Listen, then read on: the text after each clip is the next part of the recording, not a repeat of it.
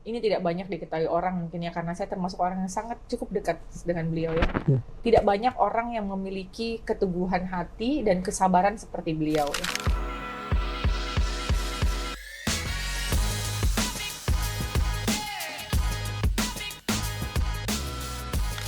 Assalamualaikum warahmatullahi wabarakatuh. Salam doser, salam demokrasi. Kawan-kawan netizen, kita berjumpa dalam podcast Sudut Politik. Podcast Sudut Politik ini disiarkan oleh doser sebagai upaya untuk mendukung pelaksanaan Pilkada serentak 2024, khususnya Pilgub Sulawesi Selatan yang demokratis, yang berkualitas, yang menyenangkan, dan tentu saja pilkada yang damai. Hari ini kita beruntung karena kita kedatangan tamu istimewa, seorang tokoh perempuan, tokoh politik perempuan dari Sulawesi Selatan, yang tentu sudah banyak dikenal oleh masyarakat Sulawesi Selatan, yaitu Dr. Gigi Andi Rahmatika Dewi, yang akrab disapa sebagai Kak Cicu. Mungkin saya perkenalkan dulu Kak Cicu ini. Kak Cicu ini saat ini baru saja dilantik sebagai Ketua DPRD Provinsi Sulawesi Selatan. Setelah sebelumnya 5 tahun yang lalu beliau sudah duduk di DPRD Sulawesi Selatan. Dan bahkan 5 tahun sebelumnya sudah duduk di DPRD Kota Makassar.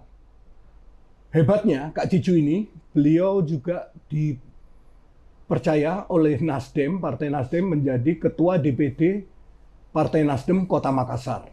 Jadi segudang pengalaman politiknya. Nanti kita akan berdiskusi dengan Kak Cicu bagaimana Pilkada 2024. Agar tidak berpanjang kata, kita sapa aja Kak Cicu. Apa kabar Kak Cicu? Terima kasih Kakak.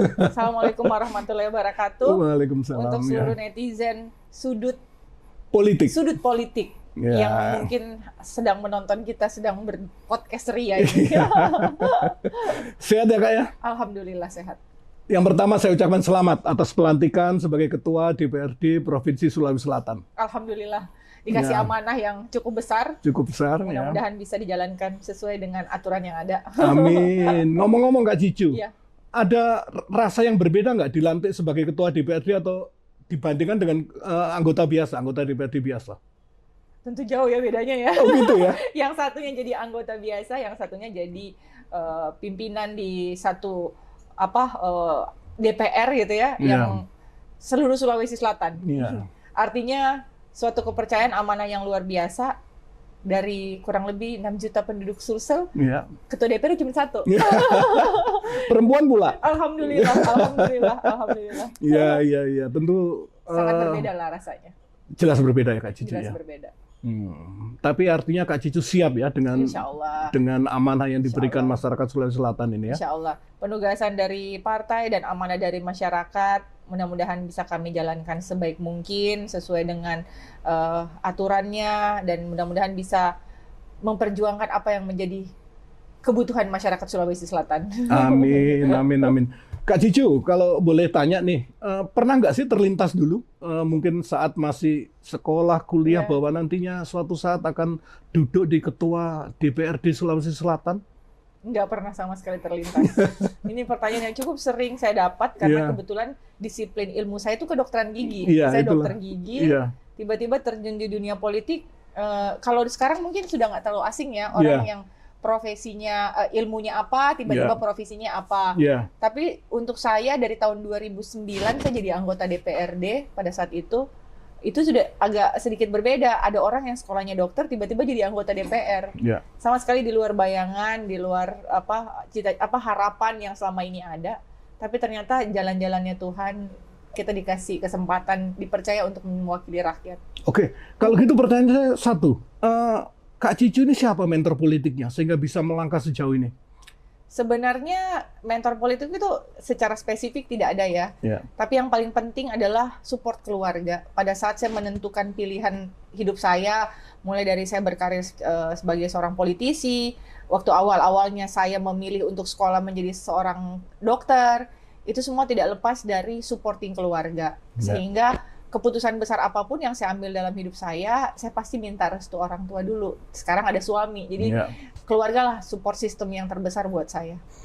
Artinya sejak mungkin SMA atau kuliah sudah aktif berorganisasi Kak Cicu ya? Ya, artinya aktif organisasi sekolah ya waktu Iya. itu ya, SMP pernah ikut Palang Merah Remaja, SMA pun juga ikut beberapa organisasi, di kampus juga sempat ikut beberapa organisasi, tetapi tidak spesifik yang berbau politik karena Iya, kan kebetulan dokter ya, Iya, jadi nggak iya. ada sama sekali sangkut pautnya dengan politik itu. Tapi terjun di dunia politik sungguh sangat luar biasa lah. Lebih banyak menyenangkan atau tidak menyenangkannya terjun di politik? Kalau saya sih sebenarnya profesi apapun semuanya ada plus minusnya ya. Oke. Jadi kalau saya dinikmatin aja. Kalau positifnya kita nikmatin secara riang gembira, kalau ada hal-hal yang dukanya ya udah kita jalani, pasti akan berlalu kok. Oke, ya. Semua ada tantangannya. Semuanya punya tantangan. Dan semua ada jalan keluarnya. Betul. Ya, Kak Cicu, sebagai ketua DPRD, kira-kira PR apa yang Anda tanamkan di diri untuk 5 tahun ke depan nih untuk masyarakat Sulawesi Selatan? Sebenarnya kalau DPR sendiri kan kita adalah pengambilan keputusan secara kolektif kolegial ya. Lembaga ini dikelola secara kolektif kolegial, tidak ada keputusan pribadi-pribadi, person-person, tetapi keputusan bersama sebagai sebuah lembaga. Sehingga harapan kita sebenarnya untuk 5 tahun ini adalah bagaimana yang pertama menjaga harmonisasi antara eksekutif dan legislatif, kemudian juga dengan organisasi vertikal Forkopimda yang ada di Sulawesi Selatan, sehingga tercipta bahwa Sulsel ini berada dalam suasana yang damai. Ya. Kalau pemimpinnya semuanya akur, pemimpinnya semuanya kompak, tentu rakyatnya juga senang melihat itu.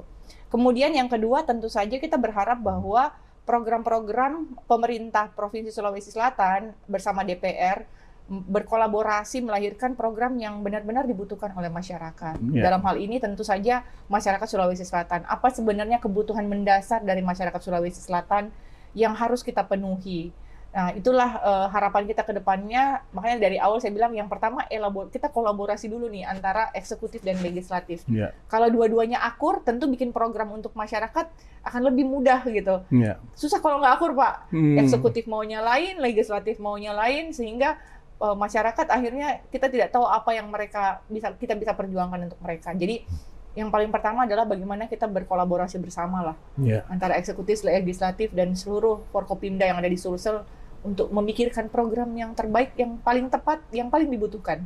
Kalau ngomong akur, sepertinya lebih akur sama Bu Fatmawati nanti ya sebagai Cawagupnya. Ya, kalau insya Allah beliau dipercaya jadi wakil gubernur, tentu akan lebih mudah ya komunikasinya karena yang pertama sesama perempuan, yang kedua beliau juga seorang yang memiliki rekam jejak yang jelas dalam hal eksekutif dan legislatif, jadi tentu paham apa yang akan beliau lakukan dan kerjakan. Oke, artinya dari berbagai program sebagai seorang perempuan ketua DPRD, artinya Kak Cicu juga akan memperjuangkan ini untuk perempuan dan anak-anak atau yang termarginalkan. Iya, tentu saja, karena saya selalu bilang dari pemilu yang lalu, perempuan harus support sama perempuan. Karena kenapa?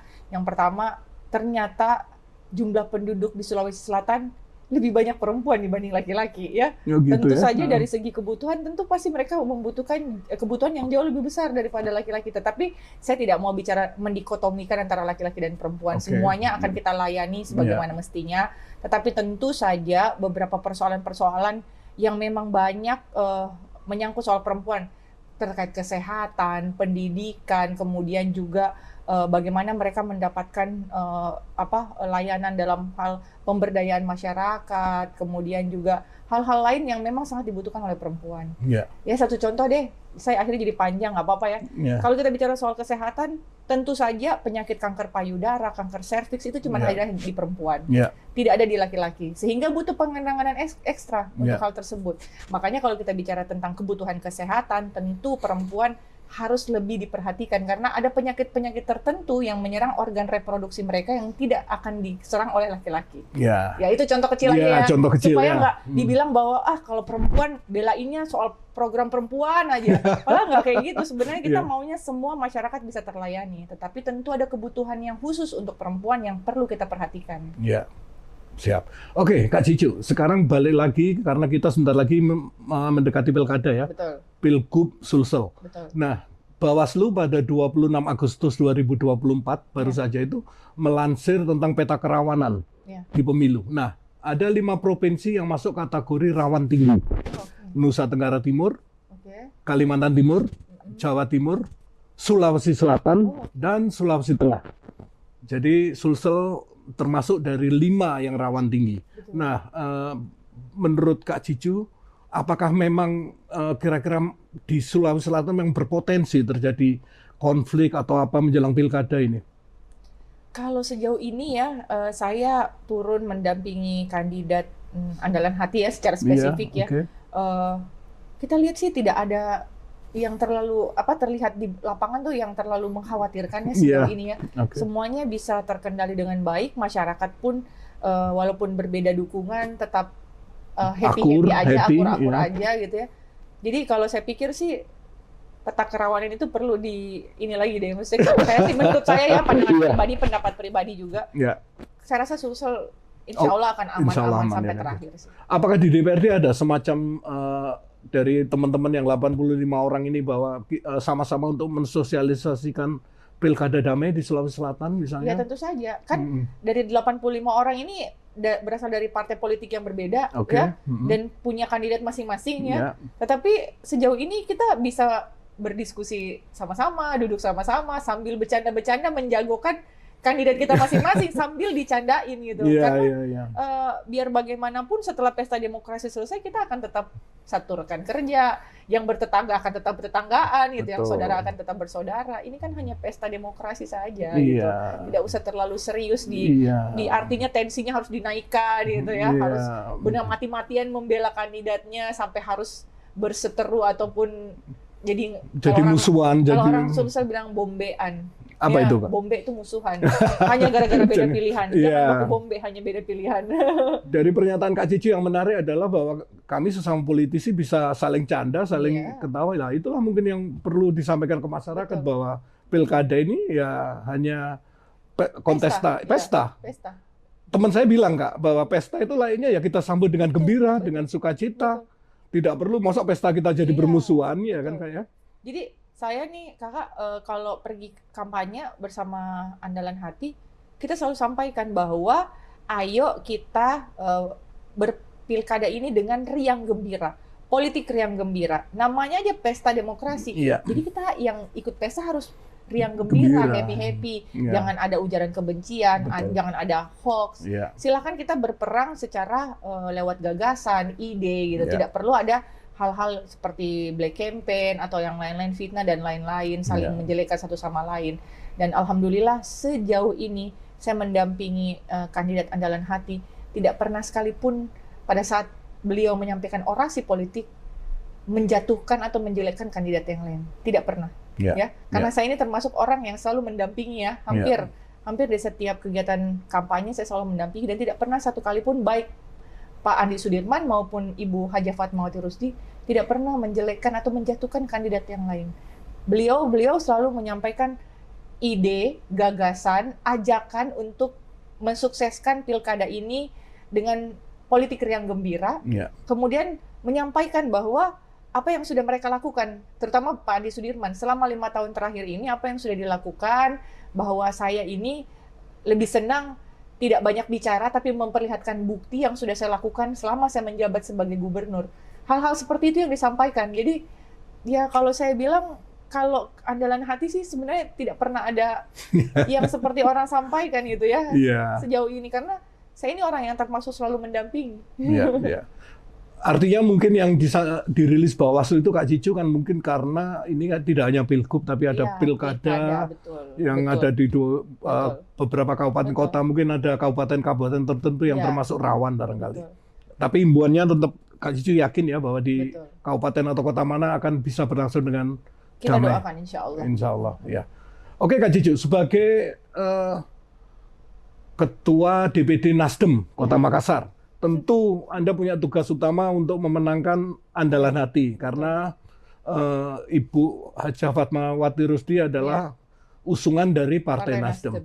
Nah, menarik ini hasil survei terakhir dari SSI, Skrip Survei Indonesia yang menyebut Andalan Hati sudah berada di angka 65,24%, sementara paslon dia Pak Dhani Pomanto dan Pak Ashar Arsyad ya 18,66. Cuma catatannya kalah itu hanya di Kota Makassar, Kak Cicu. Iya. Nah, Kak Cicu sebagai Partai Nasdem di Kota Makassar, apa meyakini itu hasil survei itu bahwa kemungkinan akan kalah di Kota Makassar? Jadi begini, kalau survei ini kan ada ilmunya ya, Iya. statistik kalau saya nggak salah ya, ada hitung-hitungannya. Tapi tentu saja kalau saya, ini pandangan pribadi ya, Iya.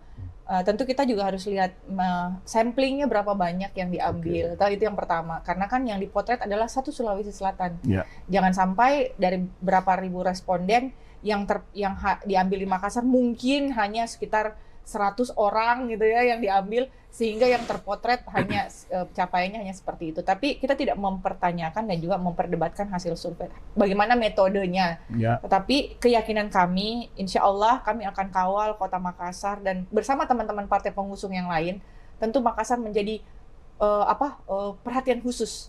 Karena kenapa? Penduduknya paling besar, ibu kota provinsi, dan tentu yang kita lawan ini yang punya Makassar. Nah. Ya, jadi tentu ini menjadi tantangan tersendiri. Ya. Kalaupun dipertanyakan bahwa hari ini Pak Dhani Pamanto masih unggul di Kota Makassar, saya pikir orang-orang akan, oh iya, beliau kan wali kota hari Ya. ini gitu. Tetapi tentu keyakinan kami, walaupun Pak Dhani sebagai wali kota Makassar, Ibu Fatma adalah mantan wakil wali kota Makassar.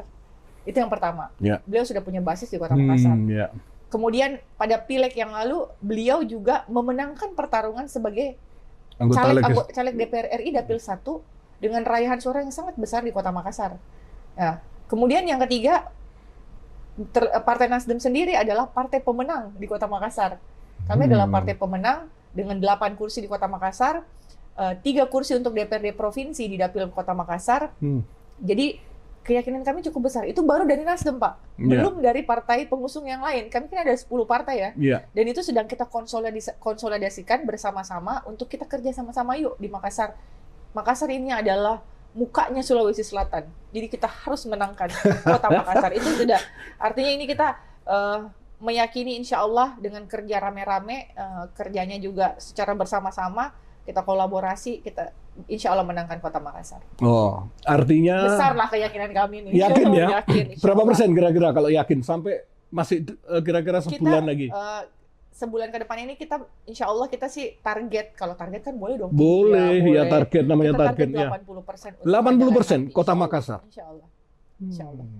Apakah Partai Nasdem punya ancar-ancar menang berapa persen kalau untuk Sulawesi Selatan untuk andalan hati?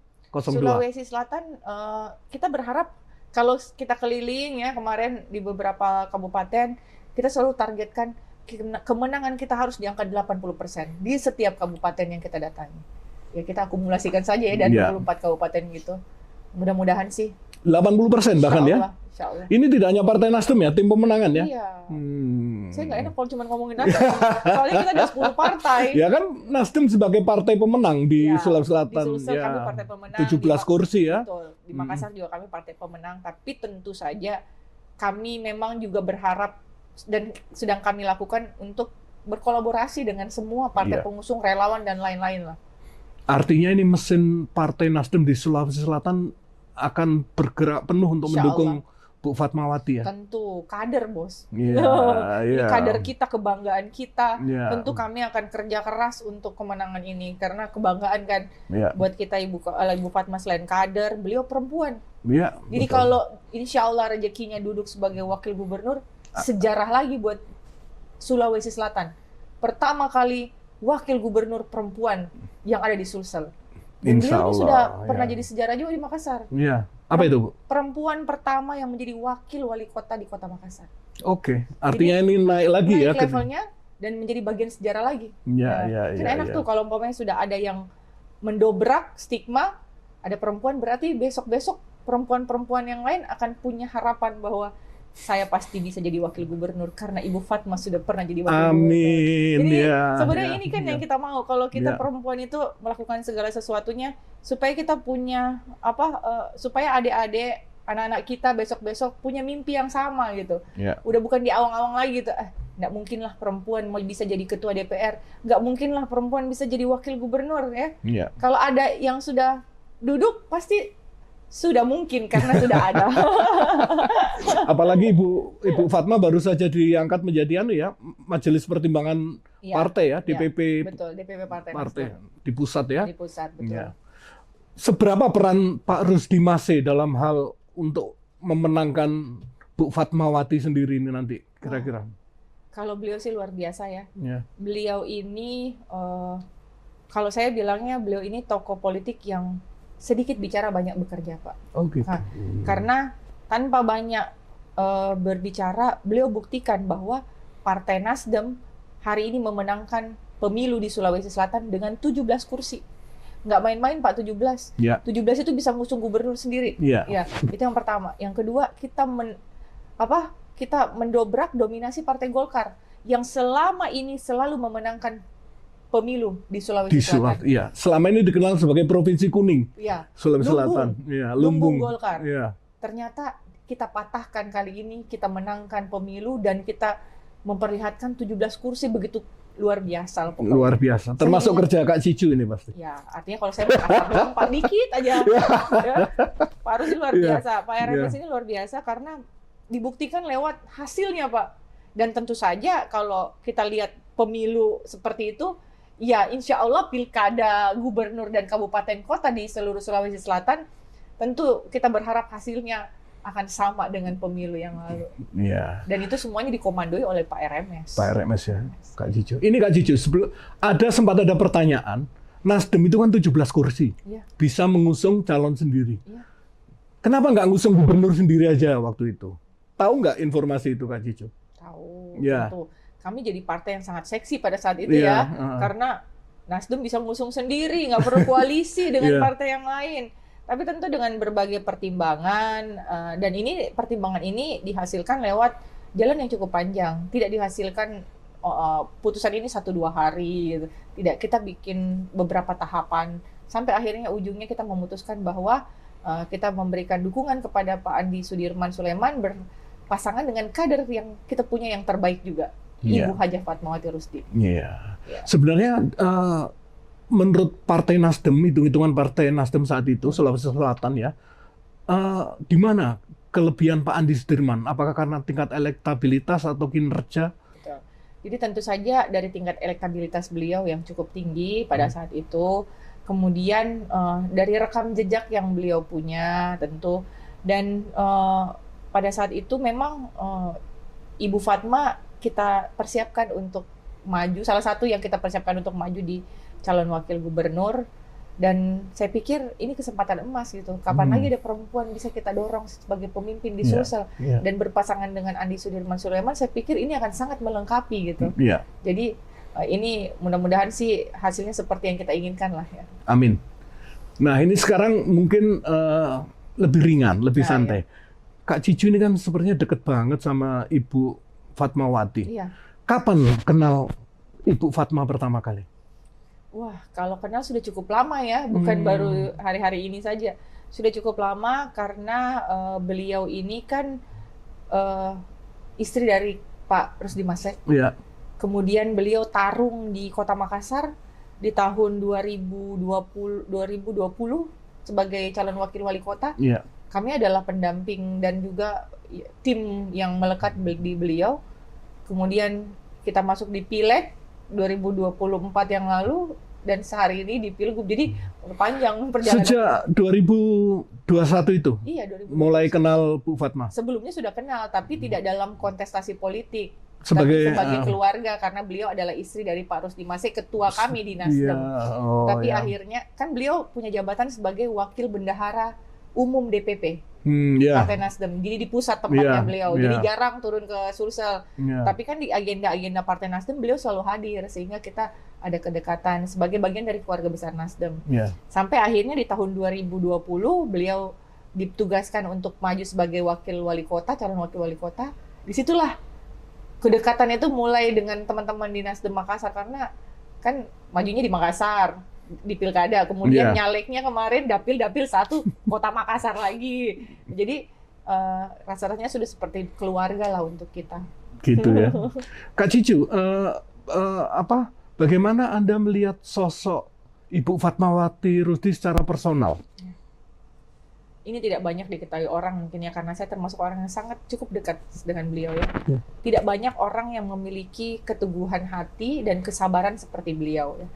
Kalau kita lihat gitu, beliau ini pertama belum habis masa jabatannya sebagai wakil wali kota, ditugaskan oleh partai untuk maju sebagai caleg di Dapil 1. Ya. Pak, wakil wali kota nih Pak, ninggalin jabatan sebagai eksekutif, bertarung lagi, belum tentu menang nih Pak padahal. Tapi beliau dengan legowo, ayo kita tarung untuk apa? Untuk kebesaran partai. Ya, alhamdulillah dapat kursinya, menjadi suara terbanyak di Kota Makassar waktu itu. Belum duduk Pak, belum duduk, belum dilantik, dapat penugasan lagi, maju sebagai calon wakil gubernur Sulawesi Selatan. Demi apa? Demi kebesaran Sulawesi Selatan, kemaslahatan umat. Beliau dengan legowo melepaskan jabatan yang baru aja beliau perjuangkan untuk bertarung kembali. Yang artinya kalau kita bilang belum tentu menang juga, udah dilepas di jabatan yang satu yang sudah nasam ini kalau orang Makassar bilang. Tapi itulah beliau tidak pernah kelihatan bahwa berat nih melaksanakan ini. Selalu tegar, selalu sabar gitu. Itu yang sebenarnya tidak banyak orang tahu. Kan kadang-kadang ada yang ngomong kayak gini Pak, belum juga selesai satu, mau nih lagi yang satu. Padahal sebenarnya nggak tahu alasan dari itu semua gitu. Bahwa siapa sih yang nggak mau duduk sebagai anggota DPR RI Pak? Enak, itu pekerjaan yang paling luar biasa enaknya Pak, jadi anggota DPR RI. Daripada harus kampanye lagi sekarang ya, muter lagi. Pak, muter 24 kabupaten kota. Bertarung lagi Pak. Dan saya lihat Ibu Fatma ini kuat sekali ya. Sangat kuat Pak. Fisiknya kuat, kemudian juga beliau punya knowledge yang banyak ya Pak ya, dalam artian kalau orang bilang pelengkap gitu, kalau orang Makassar bilang pelengkap gitu supaya karena perempuan. Tapi kalau Bapak dengar beliau menyampaikan orasi politik, Bapak akan tahu bahwa beliau ini berisi Pak, ada isinya, dan juga beliau paham apa yang beliau akan kerjakan karena ditempa oleh pengalaman, bukan hanya sebagai seorang eksekutif, tapi pernah duduk sebagai legislator.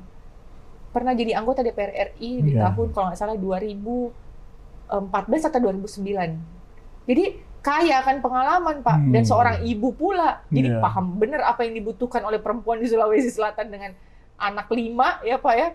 Jadi saya sih bilangnya sih paket lengkap Pak. Kalau ngobrol secara pribadi berdua gitu, kira-kira apa yang beliau ingin lakukan di Sulawesi Selatan jika insya Allah diberi amanah misalnya sebagai calon wakil gubernur? Tentu yang paling pertama melanjutkan hal-hal yang baik yang sudah dilakukan oleh Pak Andi Sudirman Sulaiman. Hal-hal yang sudah dirasakan oleh masyarakat, mulai dari mandiri benih, kemudian juga infrastruktur yang begitu luar biasa yang kita rasakan di Sulsel, kemudian program-program pendidikan, program kesehatan, itu menjadi catatan khusus untuk dilanjutkan. Hal-hal yang baik kita lanjutkan. Ya, jadi pada dasarnya Ibu Fatma sendiri mau melanjutkan hal-hal baik yang sudah dilakukan oleh Pak Andi Sudirman Sulaiman. Karena saya ini kan legislator ya, waktu beliau gubernur saya juga ngawal di DPR, jadi saya tahu betul apa program yang sudah dilakukan oleh Pak Andi Sudirman. Kita melanjutkan hal-hal yang sudah baik ya, yang sudah beliau lakukan pada saat menjadi gubernur, seperti kita punya mandiri benih, kemudian juga infrastruktur jalan di Sulawesi Selatan yang begitu luar biasa peningkatannya. Kemudian dari sektor pendidikan dan kesehatan. Tentu hal-hal ini akan kita lanjutkan, dan mungkin ke depannya akan ada lagi hal-hal baik lainnya yang akan ditambahkan dengan kehadiran Ibu Fatmawati Rusdi. Mungkin saja akan ada keberpihakan yang lebih besar kepada UMKM perempuan, kemudian akan ada mungkin ke depannya koperasi petani, itu yang perlu kita pikirkan. Ya, hal-hal seperti itulah yang mungkin nanti ke depannya yang akan ditambahkan oleh Ibu Fatma terkait dengan program-program yang sudah ada yang dilakukan oleh Pak Andi Sudirman Sulaiman.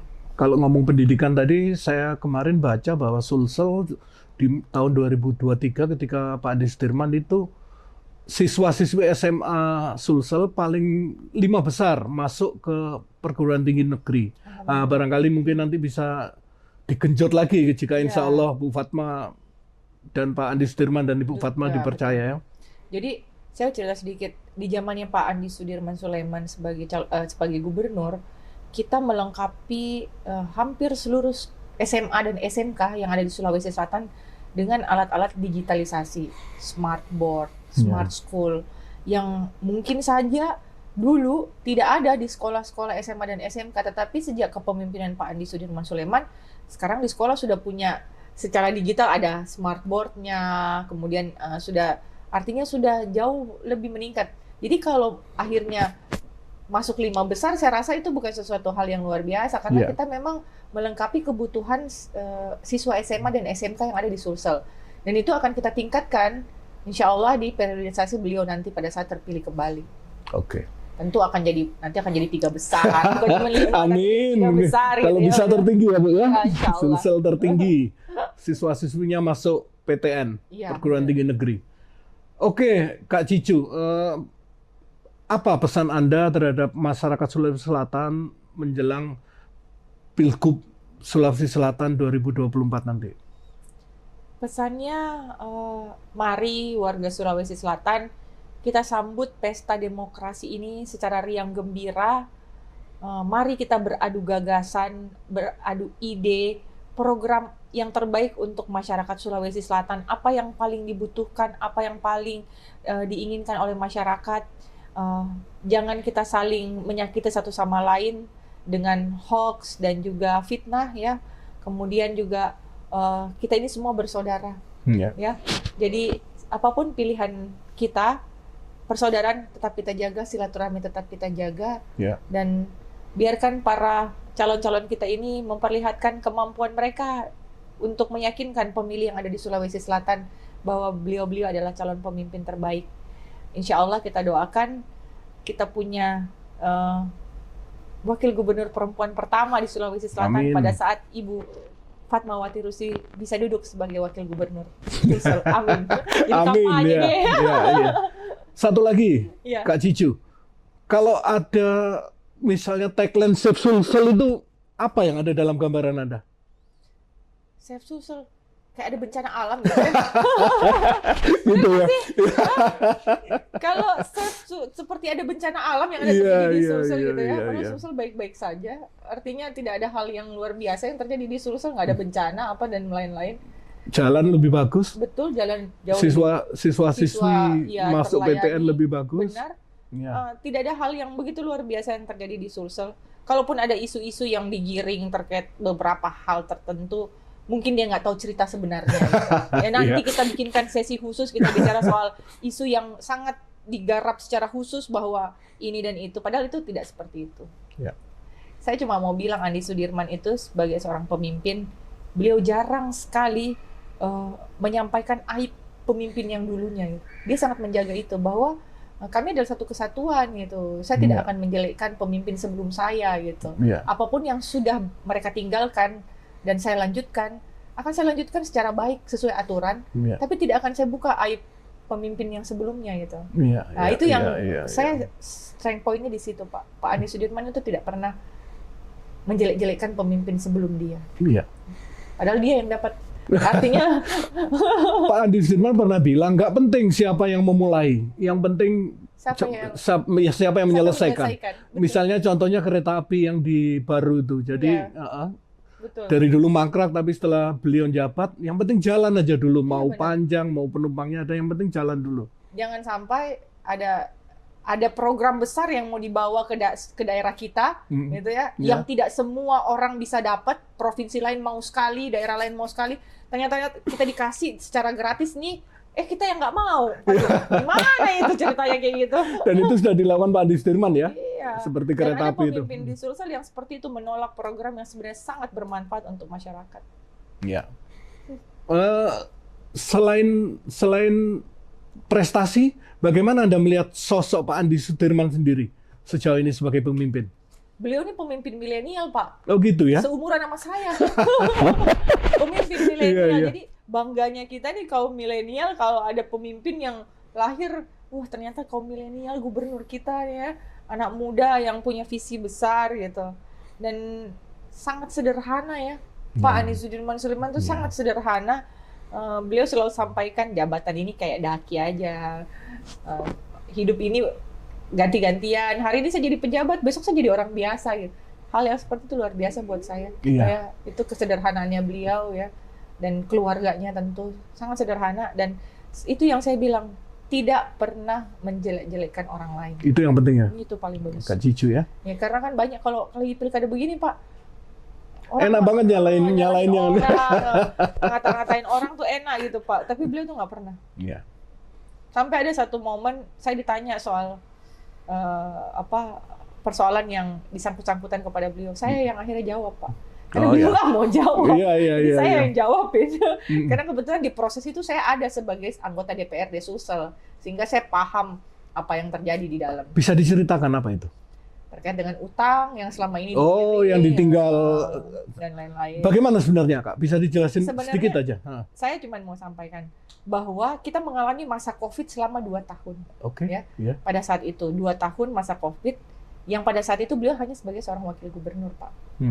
Sehingga tidak ada satupun provinsi dan daerah yang ada di Indonesia yang tidak defisit anggaran. Kita tidak punya penerimaan pajak Pak, sedangkan program untuk membantu masyarakat ini keluar terus, bansos, kesehatan dan lain-lain, pemasukan nggak ada, pengeluaran jalan terus Pak. Sehingga disitulah kita mulai akhirnya defisit, dan itu bukan cuma di Sulsel Pak, hampir di seluruh daerah pada saat masa COVID 2 tahun. Kemudian akhirnya kita ada pinjaman ya yang disediakan oleh pemerintah pusat, kita ambil pinjaman pada saat itu, dan itu akhirnya membebani APBD kita gitu. Berkelanjutan lah Pak utang tersebut di tahun-tahun berikutnya pada saat karena kan utang nggak bisa lunas karena kita masih masa COVID Pak, bayarnya kan nyicil Pak. Ya. Kemudian program yang harus diberikan kepada masyarakat kan besar Pak, bansos, kesehatan, pendidikan dan lain-lain. Di masa COVID ini benar-benar luar biasa. Kita nggak punya pemasukan, pengeluaran terus, tapi pemasukannya nggak ada. Nah, kemudian akhirnya bertumpuk utang tersebut sampai berlarut-larut ke masa tahun-tahun berikutnya gitu. Jadi sebenarnya ini bukan utang yang hadir di zamannya Andi Sudirman sebagai seorang gubernur Pak, tapi memang sudah ada dari awal. Tapi beliau tidak pernah bilang bahwa utang itu bukan di zamanku loh gitu. Tapi itu yang beliau juga nggak pernah klarifikasi gitu ya. Nggak pernah. Jadi memang artinya pemimpin yang baik adalah pemimpin yang tidak menjelekkan sesama pemimpin yang pernah ada ataupun yang akan bertarung gitu. Seperti Pak Andi Sudirman. Oke Bu. Jadi dengan dua sosok yang luar biasa, Andi Sudirman Sulaiman dan Hajah Fatmawati Rudi, insya Allah 80% ya Bu akan menang. Insya Allah kita doakan bersama. Amin. Insya Allah. Terima kasih Kak Cicu atas informasinya, atas berbaginya. Mudah-mudahan ini mencerahkan bagi seluruh masyarakat Sulawesi Selatan. Baik, kawan-kawan netizen, demikian podcast kita dengan Dr. Gigi Andi Rahmatika Dewi, Kak Cicu. Mudah-mudahan apa yang beliau sampaikan bisa memberi perspektif pada kita. Tadi beliau sudah sampaikan bahwa ini pilkada ini seneng-seneng aja, enjoy-enjoy aja, mau politisinya pada seneng-seneng. Kalau kelihatan di luar aja seperti musuhan ya Kak ya, kalau pas kampanye ya. Nanti setelah itu ngopi bareng ya. Kita riang gembira kok kalau riang kita. Gembira. Jadi mari kita sambut Pilgub Sulsel dengan riang gembira, dengan demokratis, dan tentu dengan damai. Demikian, Assalamualaikum warahmatullahi wabarakatuh. Salam doser, salam demokrasi.